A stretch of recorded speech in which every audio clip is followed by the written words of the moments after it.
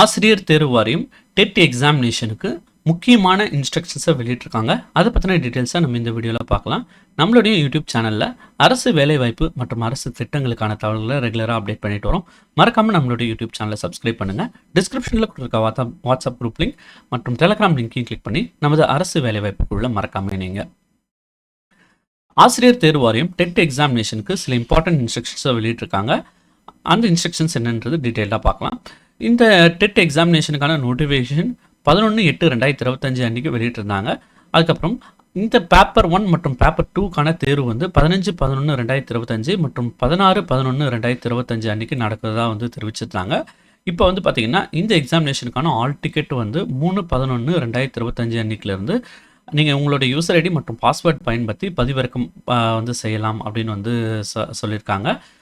பதிவிறக்கம் செய்ய முடியாதவங்க, ஆல் டிக்கெட்டை பதிவிறக்கம் செய்ய முடியாதவங்களுக்கு 4/11/2025 10/11/2025 வரைக்கும் டிஆர்பி ஆஃபீஸில் ஒரு சிறப்பு முகாம் நடத்தி அந்த முகாமில் வந்து அவங்களுடைய ஆல் டிக்கெட்ஸை வந்து டவுன்லோட் பண்ணுறதுக்கான ஆப்ஷன்ஸ் வந்து கொடுத்துருக்காங்க. இப்போது ஆல் டிக்கெட்டில் கொடுத்துருக்கிற சில முக்கியமான இன்ஸ்ட்ரக்ஷன்ஸ் வந்து பார்க்கலாம். கேண்டிடேட்ஸ் வந்து பார்த்திங்கன்னா ஆல் டிக்கெட் வரைக்கும் தான் வந்து எடுத்துகிட்டு போகணும். அதுக்கப்புறம் வந்து பார்த்திங்கன்னா ஆன்லைன் மூலமாக தான் இந்த ஆல் டிக்கெட்டை வந்து பதிவிறக்கம் செய்யணும்னு வந்து கிளியராக மென்ஷன் பண்ணியிருக்காங்க. ஆல் டிக்கெட்டில் ஏதாவது ஃபால்ட் இருந்துச்சுன்னா உடனடியாக வந்து டிஆர்பி ஆஃபீஸை வந்து காண்டாக்ட் பண்ணணும்னு சொல்லியிருக்காங்க. அதே மாதிரி எக்ஸாமினேஷன் சென்டர் வந்து எக்காரணத்து கொண்டும் வந்து மாற்ற முடியாதுன்னு சொல்லிட்டு கிளியராக வந்து சொல்லியிருக்காங்க. எக்ஸாமினேஷன் பொறுத்த வரைக்கும் காலையில் 9:30 மணிக்குள்ளே நீங்கள் எக்ஸாமினேஷன் சென்டருக்குள்ளே வந்து நீங்கள் போயிடணும்னு தெரிவிச்சிருக்காங்க. அதே மாதிரி எக்ஸாமினேஷன் ஹால்லேருந்து உங்களை வந்து வெளியே அனுப்புகிற டைம் வந்து பார்த்திங்கன்னா 1 மணி. இன்கேஸ் பர்சன் வித் டிசேபிலிட்டி பர்சன்ஸாக இருந்தால் அவங்கள 2 மணிக்கு அனுப்புவாங்க.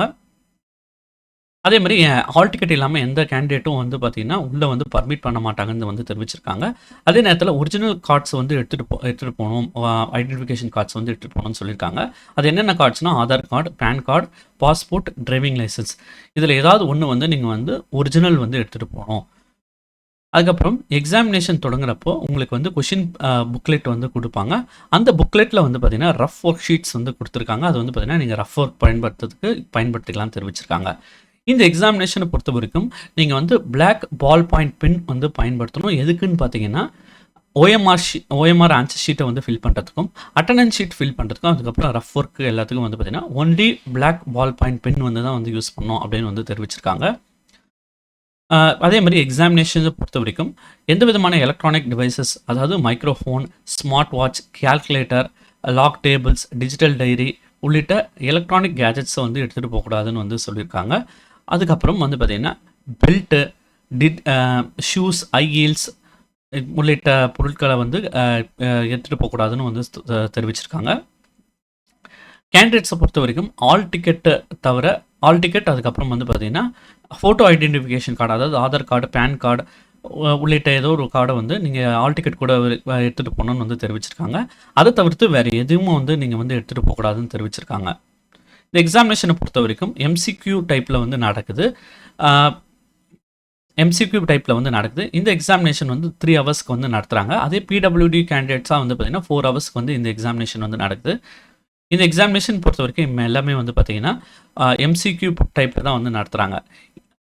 எக்ஸாமினேஷன் ஹாலில் வந்து பார்த்திங்கன்னா கம்ப்ளீட்டாக வந்து சைலன்ஸை மெயின்டைன் பண்ணணும்னு வந்து சொல்லியிருக்காங்க. இன்கேஸ் சைலன்ஸை மெயின்டைன் பண்ணாதவங்களுக்கு வந்து பார்த்திங்கன்னா மால் ப்ராக்டிஸ் பண்ணுறதா வந்து தெரிவிச்சிருக்காங்க. இன்கேஸ் ஆல் இன்விஜிலேட்டரில் கூட ஏதாவது மிஸ்பிஹேவிங் ஆக்டிவிட்டீஸில் வந்து ஈடுபடுத்திங்கன்னா கண்டிப்பாக அந்த எக்ஸாமினேஷனில் வந்து பெனலைஸ் பண்ணுறதா வந்து சொல்லியிருக்காங்க.